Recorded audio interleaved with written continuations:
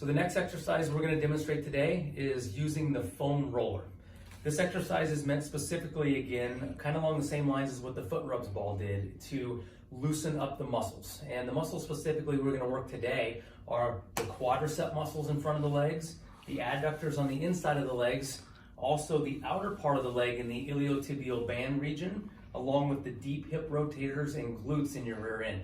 So these muscles all, when they're really tight, can tug and put stress on the pelvis, the lower back, the hips, the knees, and multiple other places too. So we're going to show you today how to loosen that up with the foam roller. So the first thing Erica's going to do here is she's going to lay on the foam roller on the front part of her leg, her quad muscle. So as you can see, as she's laying on the front of this roller, she's putting her body weight down into the roller.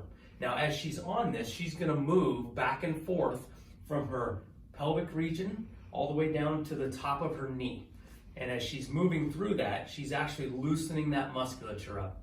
Notice how she's using her outside opposite knee and her arms up here to control her body weight on how much she's putting onto that leg.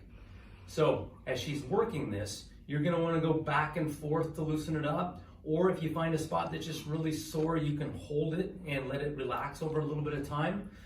Those two mechanisms will help to loosen that muscle. Now, as she's working on this, she wants to change the angle of pressure on the roller. So notice as she rolls up, she can get more of the pressure on the outside part of the leg and the outer quad when she's moving up into this capacity. And again, you can see how she's using her foot and her arm to control the amount of weight that's getting put onto that roller. She can also roll down and get to the inside part of her leg as she rolls further under to maneuver that too. So now you can accommodate getting all of those muscles in that leg loosened up. Now, there's no specific time on how long to do this. A little goes a long way, again, as everything else, but you want to feel like it's a hurt so good feel, like it's starting to loosen up those muscles. Okay? The next exercise she can do is work the deep glute muscles and hip rotators. So to do this one, she's going to start by sitting on the roller. Now, as she sits on that roller, you can also see that she uses her hand and her foot to take the stress off of that roller so she can control the amount of weight that gets put into that muscle. Again, you're looking for a hurt so good feel.